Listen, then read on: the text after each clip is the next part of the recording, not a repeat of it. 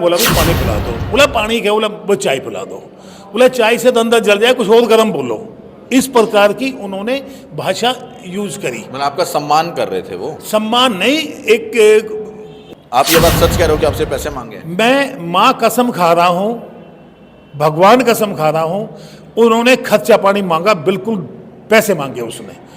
फिर मैं गया तो पार्टी बुलाई है उन्होंने, उसने आईओ ने उसको डील किया है उनसे और उनसे पैसे खाए हैं और हमारे को मीठा बनता रहा। अब उनको गाइड का पैसा है उनके लिए।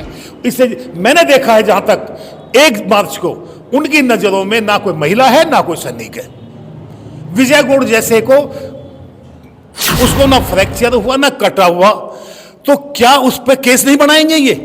क्या दोनों पे केस बना के मार खाने वाले के ऊपर भी केस बनाएंगे ये? इस तरह तो मैं जाता हूं, वो आईओ बाहर निकलेगा 10-12 थप्पड़ मार तो वो खुद भी बंद हो जाए, मेरे को ही बंद कर दो। फिर तो ये हो गया ना केस।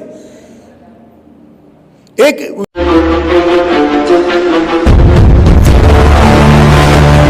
सुरेंद्र पहलवान जी, अभी मैंने एक वीडियो देखा था आपका, जिसके अंदर आप बता रहे थे कि आपसे पैसे की डिमांड करी है पुलिस वालों ने। क्या पूरा मामला था, किस तरीके से था, वो बताओ। जय हिंद। दिनेश जी, दरअसल मैं वैसे भारतीय नौसेना से रिटायर हूँ। मेरी बेटी जो है घर से निकल रही थी लगभग दोपहर में 1 बजे के आसपास। उसकी ननद ने, उसकी सास ने और नंदेऊ ने, दीपक छिल्लर नाम है, इन्होंने जैसे वो अपनी गाड़ी लेके घर से निकल रही थी तो गाड़ी के आगे आके अब उसको बोनट वगैरह पर हाथ मारे हैं। और जब बेटी गाड़ी से नीचे उतरने लगी तो उसके दरवाज़ा बंद किया, उसको थप्पड़ वगैरह मारे हैं और बेटी के गले से चैन वगैरह भी तोड़ ली गई है। इस संदर्भ में बेटी ने 100 नंबर पे कॉल की। पीसीआर आती है, पीसीआर उनके घर में जाती है और बाहर निकल कहती है बेटी से, आप जो है थाने में जाके अपनी रिपोर्ट करा दो। बेटी बोली मैं डिप्रेशन के शिकार हूँ, मैं इस समय गुस्सा भी आ गया, मेरे साथ ऐसी वो किया है, मारपीट की है, मेरे को चोट भी लगी है, पेट पर लात मारी है, आप मेरे को डॉक्टर के पास लेकर चलो। पीसीआर ने बिल्कुल मना कर दिया, बोला आप थाने जाइए, जो भी एक्शन करे थाने वाले करेंगे। उन्होंने रिश्वत खाई वहाँ से या इनको कोई दूसरा कोई प्रेशर करवाया, उन्होंने मालूम नहीं हमें। बेटी का मेरे पास फोन आया, मैं बोला तुम थाने में जाओ और जाकर अपनी कंप्लेंट दो, मैं आ रहा हूँ वहाँ। बेटी अकेली थी, दामाद जो अपनी ड्यूटी में थे। बेटी 1-1:15 बजे के आसपास थाने पहुँची है। वहाँ जाके बोलती है तो आईओ ऑलरेडी 112 नंबर कॉल पर नियुक्त हो गया था। अब भाई ये आईओ है, उसको बोला कि भाई ये आईओ है, तो उनसे बोला भाई मेरी ये एप्लीकेशन है, इसको रिसीव कर दो। तो वो कहते हैं, बोला भाई, बेटी बोला मेरी तबीयत ठीक नहीं है, ये एप्लीकेशन रिसीव कर दो। बोला एप्लीकेशन तो बाद में ले लेंगे, आप पहले डॉक्टर के पास जाके अपना दवाई लेकर आ जाओ। मेरा सवाल ये है, जब एक महिला थाने में पहुंचती है, उसको चोट भी लगी है, उसकी चैन भी तोड़ ली गई है, क्या किसी आईओ को ये बोलना चाहिए आप डॉक्टर के पास जाके और खुद दवाई लेके आओ, या उसने खुद उस बेटी को डॉक्टर के पास लेके जाना चाहिए, हॉस्पिटल लेके जाना चाहिए? ये सवाल था। अच्छा, आपसे पैसे मांगे थे उन्होंने? वो पैसे पे आऊँगा बाद में। बेटी वहाँ गई डॉक्टर के पास, बेटी डिप्रेशन में थी, डॉक्टर ने चेक किया, उनका पुराना केस, 1 साल से डिप्रेशन की शिकार है, वो दवाई चल रही थी, उसी डॉक्टर के पास गई और उन्हें इंजेक्शन वगैरह दे दिए।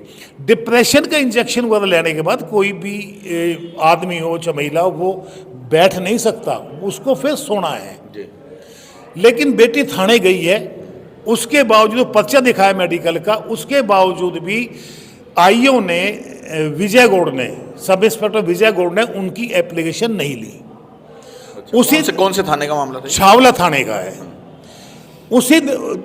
उसी दरम्यान मेरा दामाद भी वहाँ पहुँच गया, उसने भी बोला उन्होंने एप्लीकेशन रिसीव नहीं करी।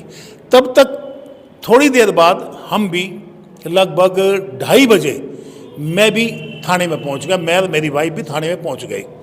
मैं रिसेप्शन में बोला भाई ये एप्लीकेशन रिसीव करो। उन्हें देखा, बोला ये तो 112 नंबर की कॉल है, आईओ नियुक्त, आप आईओ से मिल लो जाके। मैं आईओ के रूम में गया 7 नंबर में, उनसे जाके मिला तो मेरे से बड़ी अच्छी तरह बात की। बोला आप तो फौजी है, कुछ वो ठंडा गर्म लोगे कुछ? मैं बोला भाई पानी पिला दो। बोला पानी क्या? बोला वो चाय पिला दो। बोला चाय से तो अंदर जल जाए, कुछ और गर्म बोलो। इस प्रकार की उन्होंने भाषा यूज करी। मतलब आपका सम्मान कर रहे थे वो? सम्मान नहीं, एक उनकी कुछ लैंग्वेज होगी, वो मांगने का ही वो था उस भाषा में। क्या मांगने का मतलब? भाई उन्होंने क्या खर्चा बोला? पानी। उसके बाद बेटी को, दामाद को अंदर बैठाया, मेरे को बाहर कर दिया, उनसे बात की, उनसे बोला भी मैं आपके केस को मजबूत से मजबूत बना दूंगा, इनकी जमानत भी नहीं होगी, खर्चा पानी लगेगा। किसको बोला ये? मेरी बेटी को, दामाद को। अच्छा, बेटी ने बल्कि दामाद को भेज भी दिया था पैसे लाने के लिए घर से। कितने पैसे? मैं अमाउंट नहीं बोलूँगा अभी, वो ठीक नहीं है बोलना। क्यों? हाँ, कुछ कारण है, मेरे को किसी ने एडवाइस भी किया था अगर अमाउंट मत बोलो। मैंने उसको, दामाद को वापस बुलाया और आईओ से बात की, तो आईओ सख्त पका गया। आप ये बात सच कह रहे हो कि आपसे पैसे मांगे? मैं माँ कसम खा रहा हूँ, भगवान कसम खा रहा हूँ, उन्होंने खर्चा पानी मांगा, बिल्कुल पैसे मांगे उसने। फिर मैं गया तो मेरे से बोला उसने, खर्चा पानी लगेगा, आपका केस मजबूत कर दूंगा। किसने बोला ये? आईओ ने, विजय, सब इंस्पेक्टर विजय गौड़ ने। इसकी मैंने रात को ही 1 तारीख को लगभग 11 बजे के आसपास डीसीपी को मेल बनाई है। अच्छा, मैंने मेल ही बनाई है, मेल में बल्कि मैंने अमाउंट भी लिख दिया था। नहीं, जब आपने मेल बना दी, आपने सार्वजनिक कर दिया उसको, फिर बताने में क्या दिक्कत? अभी जब तक देखते हैं डीसीपी ऑफिस से कुछ रिप्लाई आता है, नहीं आता है, नहीं आता है, वो देखते तो हैं। वो मेल आप दिखा सकते हो? हाँ, मेल दिखा दूंगा मैं। तो रात को ये सिलसिला जब हमने नहीं दिया तो दूसरी जो पार्टी बुलाई है उन्होंने, उसने, आईओ ने उसको डील किया है उनसे और उनसे पैसे खाए हैं, और हमारे को मीठा बनता रहा और उनको गाइड करता रहा, तुम ऐसे कर दो, तुम ऐसा करो, तुम ऐसा बोलो, जिससे कि उल्टा हमारे ऊपर ही वो केस बनाने की तैयारी में लग गया आईओ। क्योंकि आपने पैसे नहीं दिए? हाँ, या कोई और बात? बिल्कुल यही कारण है, पैसे नहीं देने की वजह से उसने फिर राजीनामा लिखवाया है, बेटी से गलत भाषा में राजीनामा लिखवाया। बेटी को जब थोड़ा सा होश आया तो उसे बोला भाई इस लाइन को काट दो, वो काटने के लिए तैयार नहीं हुआ। फिर बेटी गर्म हुई, मेरा एमएलसी क्यों नहीं कराया इतनी देर तक, 1 बजे से रात को 8 बज गए हैं। फिर एसएचओ ने हस्तक्षेप किया, एसएचओ से ने बेटी को बोला जी इसने राजीनामे में ये लाइन लिखवाई है और वे दूसरी पार्टी लिखने के लिए तैयार नहीं है, इस लाइन को कटवाओ। तो आईओ बोला ठीक है, आप दूसरी एप्लीकेशन दे दो, इसको अपने पास ही रख लो, दूसरी दे दो। अच्छा, एक बात बताओ, हाँ। अब सेना के जवानों से भी पैसा मांगा जाता है? बिल्कुल, पुलिस वालों के लिए ना कोई सेना का जवान है और ना कोई महिला है, उनको सिर्फ पैसा है उनके लिए।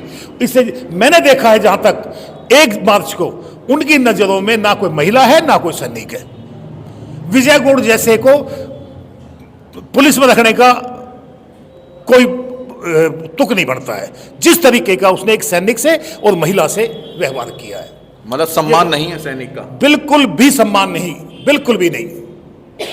उन्होंने हमारे से फ्रूटी मंगा के पी है वहां, उसका वीडियो चेक करा लीजिए 1 मार्च का, उसमें सारा आ जाएगा कितनी फ्रूटी मंगाई है उन्होंने। और जब फ्रूटी लेके गए हैं वहाँ पिलाई है उनको, बोला फ्रूटी ले आए, कुछ फ्रूट वगैरह भी लेकर, सेब वगैरह, संतरे और वो केले वगैरह लेके आओ कुछ, ये उसने बोला है। सीसीटीवी फुटेज चेक करा लो अगर मैं गलत कह रहा हूँ तो। सच कह रहे हो? हाँ, सीसीटीवी फुटेज तो थाने के हैं, मेरे नहीं है, चेक करा लो उसको, या तो डिलीट करेंगे उसको वरना समाएंगे। मतलब अब कुल मिला के सैनिकों के से भी पैसे मांगे? हाँ जी। उसके बाद उन्होंने 9 बजे, 8:30 9 बजे बेटी को एमएलसी के लिए लेके गए और एमएलसी करा के वापस थाने में लाने की कोशिश की गई। रात को महिला को थाने में लाने की कोशिश की। जब मैंने उनको बताया भाई महिला को कैसे थाने में लेके जा सकते हो रात के समय में, तब उन्होंने कुछ समझे हुए और उन्होंने बोला भाई ठीक है आप कल आ जाना, ये ऐसा लिख के दे दो मैं कल आ जाऊँगा। तो बेटी ने लिख के दिया, तब उन्होंने बेटी को घर जाने दिया। हम बेटी को हॉस्पिटल लेके गए हैं दोबारा, डॉक्टर ने फिर इंजेक्शन दिए उनको और फिर हमने घर पर लेकर आए हैं। हमारी एप्लीकेशन 1 तारीख की डेट में फिर भी रिसीव नहीं की उन्होंने। 2 तारीख को मैं 20-25 फौजियों को साथ लेके थाने गया हूं। जब उन्होंने मेरी एप्लीकेशन रिसीव की है, एक्शन कुछ भी नहीं किया उसमें।